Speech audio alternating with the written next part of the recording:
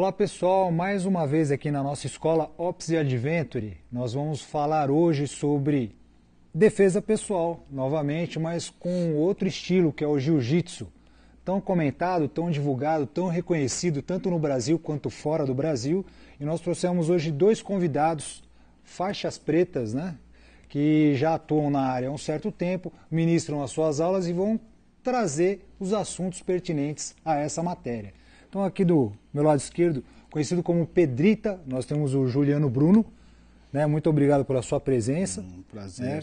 Que atualmente ele trabalha, né, com o seu grupo dentro da Academia Nautilus, que vai ser, né, comentado aí com relação ao espaço físico durante a reportagem, durante a nossa matéria. E o Rogério, também convidado nosso dessa noite, faixa preta também, desenvolve o trabalho atualmente em São Caetano, atua como personal da área. E o foco é o jiu-jitsu. Então, bem-vindos, é um prazer tê-los conosco. Eu vou começar com o pequenininho aqui, Pedrita, que, né, na época a mãe acho que geralmente nos tratava com leitinho e farinha láctea, para ele foi com fertilizante, né, porque tem 5 metros de altura. Então, eu queria que você contasse um pouco do que é o jiu-jitsu em si, né? Do como surgiu o jiu-jitsu, a história da arte, para a gente poder mostrar para o público a sua origem. Sim. Bom, eu hoje sou integrante, sempre fui integrante da família Gracie, sempre treinando com o mestre Daniel Gracie, com o falecido mestre Ryan Gracie. E o pouco que eu sei da história, que é muito, é uma família que ela iniciou o jiu-jitsu, o Brazilian Jiu-Jitsu, que nós tomamos o jiu-jitsu através do Carlos Gracie, do Hélio Gracie, que aprenderam o jiu-jitsu com o Conde Coma e transferiram o conhecimento para toda a família. E aí isso tomou uma proporção mundial. Então a família é grande, então. É muito grande. A família é grande. Mas o sobrenome Gracie é o que de fato... Sim. Fez a marca, né? Na verdade, eles aprenderam... Porque ele é brasileiro. Ele é brasileiro, Sim. É radicado no Rio de Janeiro.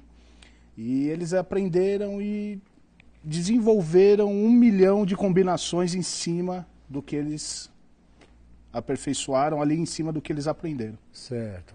Vamos explorar um pouquinho o Rogério. Você teve algum contato direto com algum dos Gracies? Como que foi a sua formação? Fala um pouco da sua história. Como você se envolveu no padrão Gracie de treinamento? Sim, eu tive a honra e felicidade de iniciar o meu treinamento com o mestre Daniel Gracie. Então, minha escola também sempre foi na Gracie, sempre foi junto com a equipe onde o Daniel ministrava as aulas. Isso aqui em Santo André? Não, inicialmente foi em São Caetano, Sim. Posteriormente viemos com todo o grupo para Santo André, certo. Onde estamos até hoje lá nesse grupo. Então a gente pode dizer que o ABC, essencialmente Santo André, que é a minha cidade, né? A gente pode se dizer referência no jiu-jitsu, né? Porque jiu-jitsu Gracie, podemos dizer. Às vezes que eu pude estar, né, atuando, trabalhando, em contato com o pessoal nos Estados Unidos, todo mundo falou, jiu-jitsu, Brazilian Jiu-Jitsu, porque é uma marca, é uma referência. Né? Exato, exatamente. E, Juliano, você sabe me dizer o porquê nos Estados Unidos se tornou uma referência? Em que momento a história dos Gracies, né, repercutiu fora do país? Então, o Rorion Gracie, ele foi trabalhar nos Estados Unidos e acabou se envolvendo com o pessoal de televisão lá, na parte de fazer dublê. E nos finais de semana ele ensinava o Brazilian Jiu-Jitsu. E o pessoal começou a tomar gosto, como defesa pessoal, como filosofia de vida. Foi aí que ele começou a abrir as portas. Ele é o fundador do UFC e foi o cara que divulgou o Royce Gracie, que foi o maior campeão do UFC, o Rickson Gracie, que foi o maior campeão do Japão, tido no nosso mundo do jiu-jitsu como o único competidor que nunca perdeu. E isso tomou um tamanho que, aliás, não tem tamanho, né? Sim, repercutiu. Hoje invadiu qualquer espaço, qualquer lugar do mundo. Tá. E com relação ao estilo, Rogério, diz para mim uma coisa. Quando a gente fala em jiu-jitsu, o pessoal já logo remete ao estilo de luta de chão. E a gente sabe que não é só isso, né? Exato. Então eu queria que você esclarecesse para o público, né? Porque, por exemplo, nas forças policiais, na segurança pública, uma luta de solo, a gente tem que ter essa noção para se desvincular de uma possível ação dessa natureza, mas a gente não pode, não é conveniente, não é ideal que a gente tenha uma luta de solo. Né? Exato, exatamente. Até em virtude dos equipamentos que a gente carrega. Então, queria que você passasse para o público o que é, né, a luta de chão, por que tem essa repercussão e quais são os contextos de defesa pessoal que se trabalha dentro do estilo do jiu-jitsu. Sim, sim. O jiu-jitsu, como todos sabem aí, o foco principal dele é chão. Só que por ele ser de chão, ele também traz uma gama muito grande de movimentações de defesa pessoal, de projeções de adversários para o solo, para trazer o adversário para o ponto onde o jiu-jitsu é o mais forte, onde é o ponto focal dele mesmo. É claro que para uma defesa urbana, para uma parte policial, a parte de solo ela não pode demorar muito, ela tem que ser realmente extremamente rápida. Foi para o chão, o oponente, o executor tem que saber o que tem que ser executado no chão para finalizar e encerrar a luta, porque pode vir o adversário pelas costas, até mesmo hoje em dia ninguém briga de mão vazia. Sim. Não é? Vem pau, pedra, chutes e tudo mais. Então, foi para o chão, resolve a luta. Então, o jiu-jitsu ele teve algumas diferenciações onde você pegando o seu adversário, você projeta ele para o chão para executar o que tem que ser feito na área do jiu-jitsu. Só que o Gil também traz muito conteúdo em pé, como defesa pessoal, como conteúdos de evasão. Então a pessoa quando pratica o jiu-jitsu, ela fica esperta tanto para a defesa com kimono, quanto também para a defesa sem kimono. É onde acaba se diferenciando jiu-jitsu esportivo e jiu-jitsu defesa pessoal. Certo. Então, Pedrita, né? Apelido carinhoso. Um apelido carinhoso, Pedrita. Juliano, a gente pode dizer que o jiu-jitsu acaba trabalhando os aspectos finais de um combate, vamos dizer assim, que desde cedo a gente aprende que se você for parar no chão, praticamente você perdeu a luta, né? Então, desde sempre a gente sabe que a ideia é não cair. Já o jiu-jitsu, você trabalha o pós-queda, né? Sim. Você estando no chão, você tem como atribuir, né, ao oponente um golpe que pode salvar a sua vida, ou você consegue ainda, mesmo estando no solo, né, ter uma defesa eficiente. Então, eu queria que você passasse um pouco do porquê isso acabou repercutindo e a história do jiu-jitsu mesmo, porque a gente conheceu, né, se passou agora a história do Gracie, mas qual foi a sua origem? É uma luta japonesa, chinesa? Então, eu queria que você fizesse esse link entre a luta de chão, o que se trabalha de armas, né, de golpe de mão, murro, e a sua origem. Olha, a gente sempre fala, o jiu-jitsu ele é uma arte que ele é ao contrário das outras. Ela é uma arte que quanto mais você agarra a pessoa, mais possibilidades você tem. Por isso que há um estudo que o jiu-jitsu é comparado a um xadrez. Justamente por ele ser ao contrário das outras artes. E a parte em pé, ela também tem muitas possibilidades para o lutador de jiu-jitsu. Como é uma luta de alavanca, então, independentemente do tamanho da pessoa ou da força, você acaba usando a força contrária da pessoa. E levando para o chão, a estratégia é você usar o peso do seu corpo, tudo contra o seu oponente, mas sempre agarrado. Não dando possibilidade para ele dele se mexer. É como se fosse uma cobra envolvendo um animal ali. Certo. E com relação à origem? A origem é assim, o Carlos Gracie, quando ele aprendeu o jiu-jitsu, vindo do Japão, origem japonesa, ele ensinou ao Hélio Gracie. E o Hélio era um cara muito franzino. Só que o Hélio viu a possibilidade de multiplicar aquilo. E aí ele começou a se testar. Convidar pessoas de outros clãs, de outras pessoas que lutavam qualquer tipo de modalidade. e fazer uma luta. Sim. E ele pegou o Valdemar, vários outros, pessoas que tinham 100 quilos, 105 quilos, certo. E ele com 70 e poucos quilos.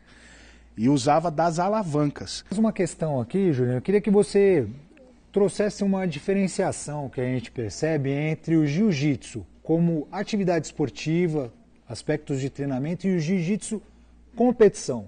Porque embora a arte seja a mesma, a gente percebe uma diferença de treinamento. A gente percebe que todo competidor tem uma orelhinha meio couve-flor, né?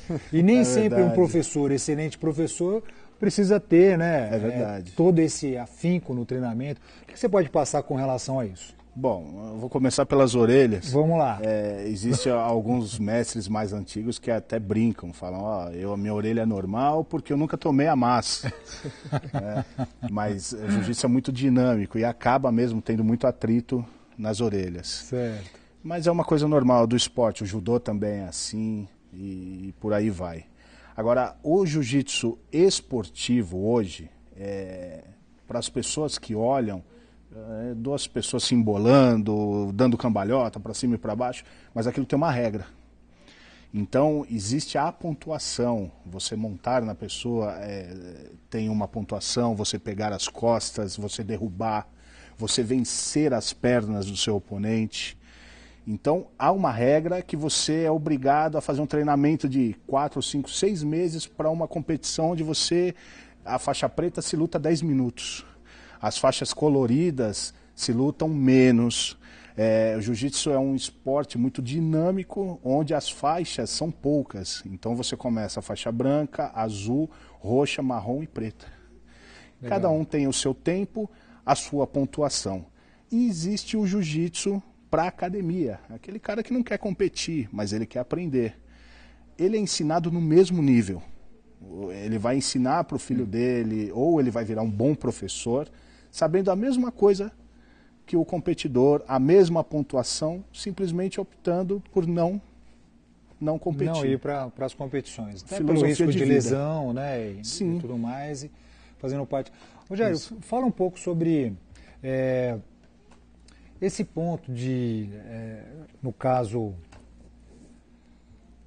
enquanto esporte, né, que você está ali desenvolvendo as habilidades, você vai progredindo nas faixas, né? Sim.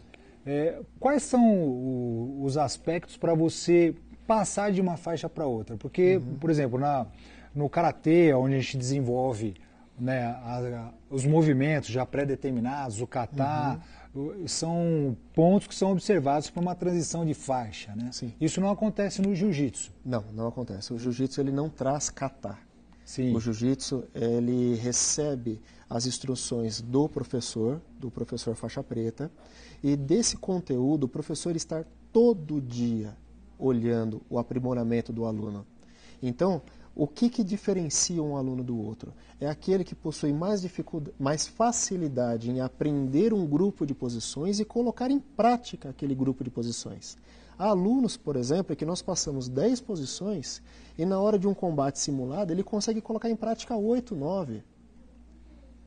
Não é desmérito aquele aluno que não tem essa habilidade tão rápida, porém tudo é questão de tempo, tudo é questão de aprimoramento.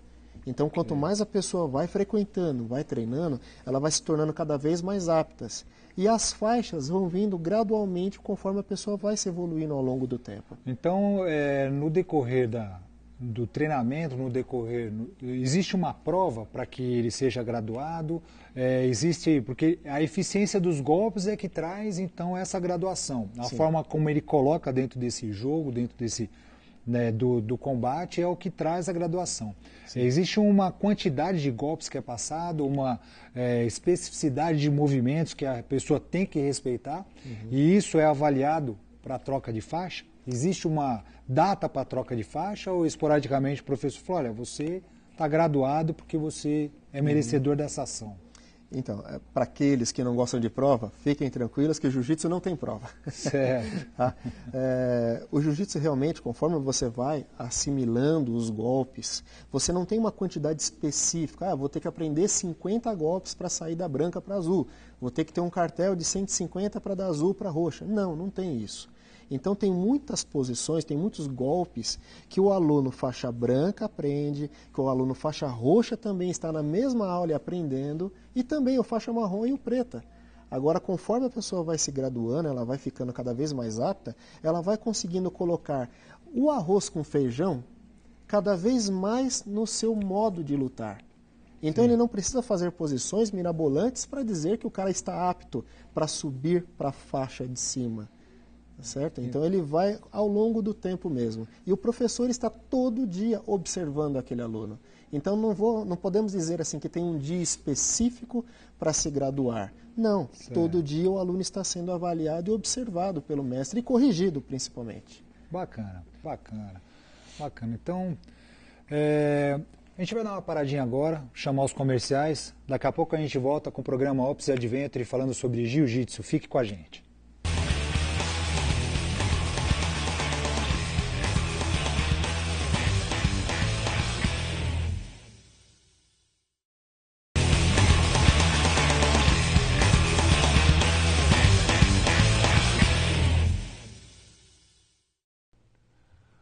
Olá, nosso amigo, estamos de volta aqui com o nosso programa Ops Adventure, um programa onde tratamos sobre os assuntos do universo de operações e dos esportes de aventura e tudo aquilo que traz segurança, efetividade, planejamento e estratégia no seu dia a dia.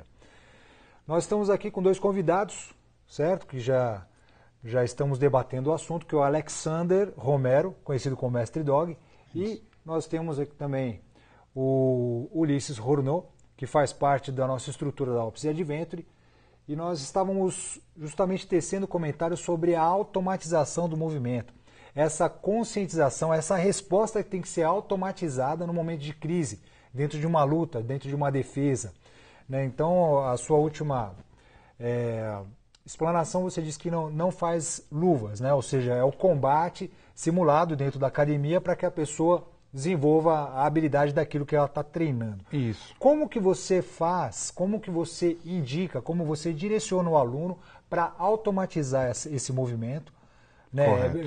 É pela repetição, é pelo trauma, não é, porque se ele não está desenvolvendo o combate simulado, ele, né, vai estar poupando o aluno, mas o que você indica, como você trabalha nas suas aulas, esse contexto de conscientização corporal e de resposta? Correto.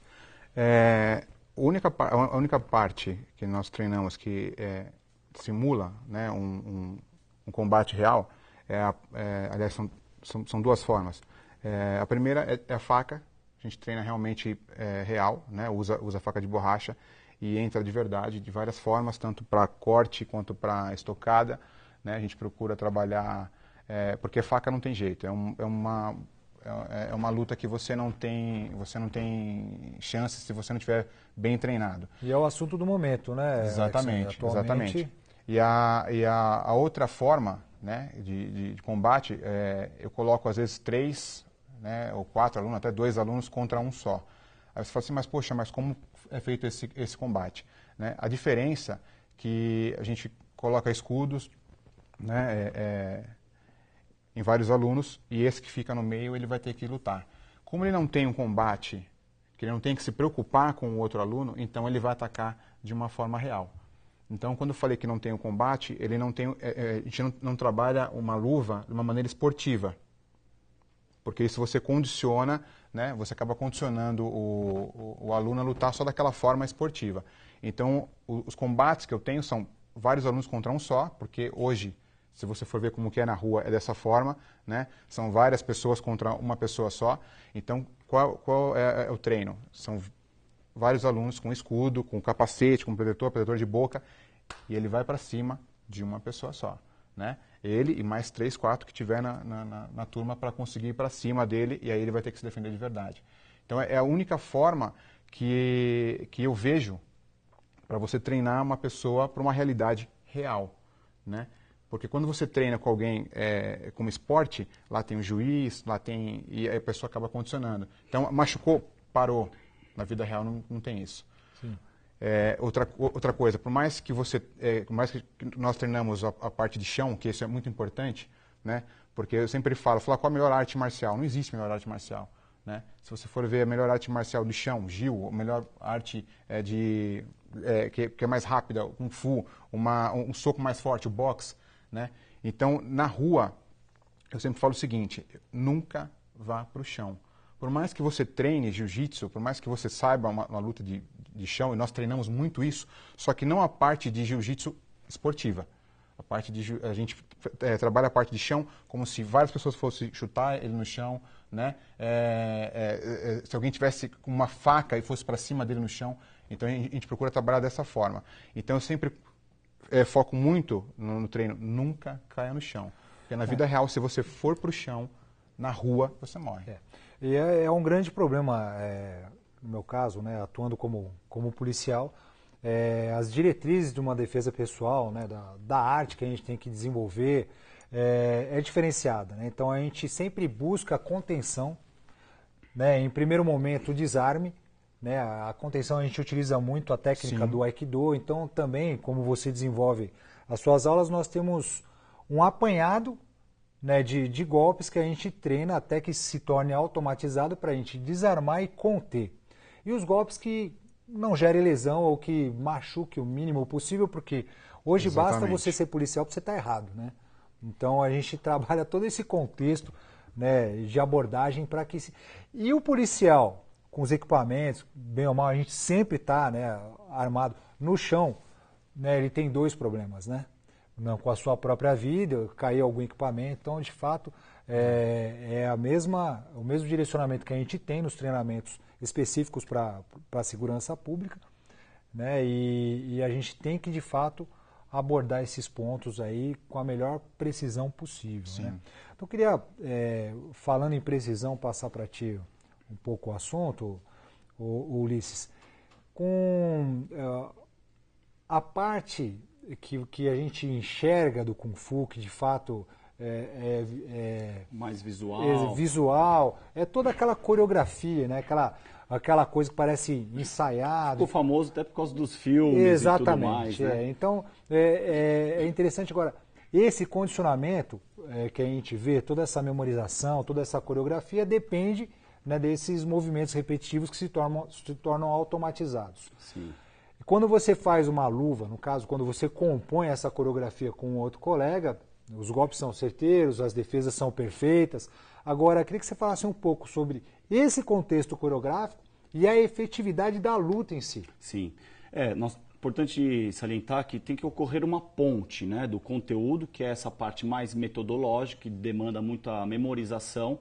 Lembrando que já na hora do treino, aqueles exercícios vão te fortalecendo, vão te trazendo velocidade, né? E tônus para você ter condição também de, no impacto, absorver e assimilar os golpes que você também leva no combate e não cair, né? Como o mestre Delco comentou, caiu no chão, na rua, é prejuízo, né? Então se manter em pé até para você ter efetividade, se você precisar de uma fuga, porque a gente nunca sabe qual que é o contexto que a gente está trabalhando na rua. Quantos elementos estão envolvidos naquela situação. Às vezes você consegue resolver o embate com uma pessoa, mas tem um segundo, tem um terceiro elemento. E também o momento de você realmente reagir, todo aquele controle emocional, o equilíbrio que as artes marciais vão trazer, tudo isso vai influenciar numa decisão, num combate. Então, o que acontece?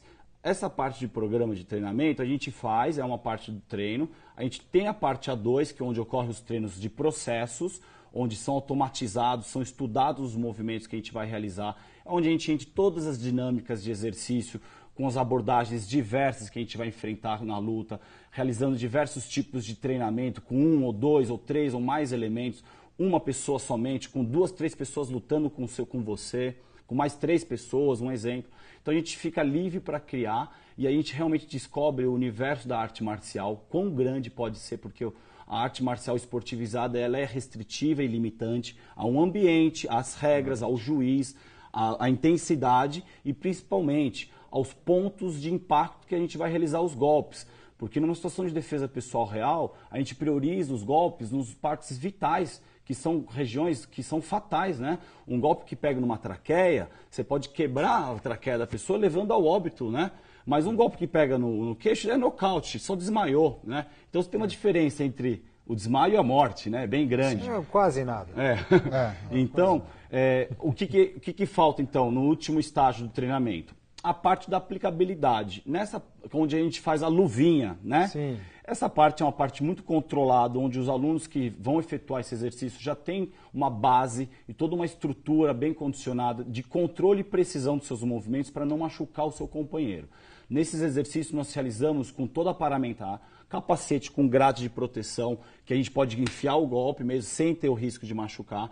Um desses capacetes tem uma tela acrílica inquebrável, foi projetado especificamente para esse tipo de modalidade. A gente usa as cotoveleiras, parece um robô mesmo. O protetor de tórax, coquilha, coxa, joelheira, caneleira, protetor no pé, e aí vai para o braço.